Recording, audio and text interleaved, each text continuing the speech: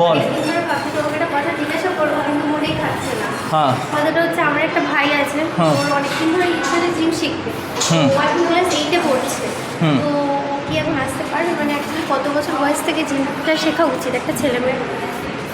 তুই যে প্রশ্নটা করেছিস সেটা প্রত্যেকটা বাবা মার মনেও থাকে, কিংবা তোর প্রত্যেকটা বড় দাদা বা দিদির মনেও প্রশ্নটা থাকে। সবাই চায় যে বাড়ির ছেলে মেয়ে সুস্থ থাকুক, হেলদি থাকুক। তবে অবশ্য তোর এই প্রশ্নটা খুবই ইম্পর্টেন্ট। এবার অনেকের মনে ভুল ধারণা আছে যে এক্সারসাইজ করলে হয়তো ইনজুরি হয়ে যাবে।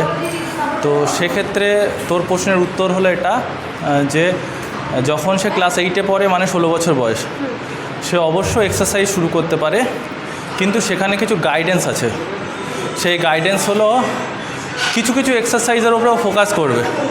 সেই এক্সারসাইজগুলো হলো যেমন ল্যাট পুল ডাউন আছে, বডি ওয়েটে পুল আপ আছে, বডি ওয়েটে পুশ আপ আছে, কিংবা ফ্লাইং এক্সারসাইজ। এইগুলো ও করতে পারবে। সব থেকে যে এক্সারসাইজটা ওর করা উচিত নয় সেটা হলো শোল্ডার প্রেস। ঠিক আছে?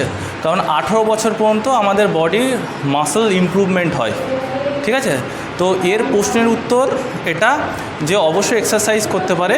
16 থেকে 18 বছর পর্যন্ত সে স্ট্রেচিং, লাইট ওয়েটের ওপরে বেশি ফোকাস দেবে, বডি ওয়েটে স্কোয়াট করবে, বডি ওয়েটে পুশ আপ করবে, রানিং করতে পারে, জাম্পিং করতে পারে, সাইকেল করতে পারে, যাতে বডিতে হরমোনাল ব্যালেন্স ঠিক হয় আর মাসেলের স্ট্রেংথ আসে এবং মাসেল ফ্লেক্সিবিলিটি আসে, পাওয়ার আসে। বুঝলি?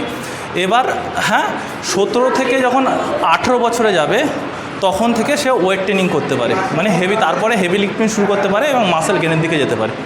বুঝেছিস? প্রশ্নের উত্তর পেয়ে গেলি? তো তোমরা যারা ভিডিও দেখছো, যাদের মনে এই প্রশ্ন আছে, অবশ্য ক্লিয়ার হলো। যদি এরকম আর কিছু প্রশ্ন থাকে কমেন্ট করে জানিও। বনশ্রী, তুই কিছু বলতে চাস?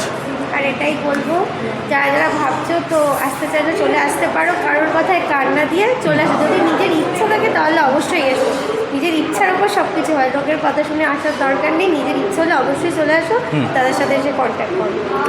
অবশ্যই ফলো করো mark academy, where mark made mind and mark made muscle.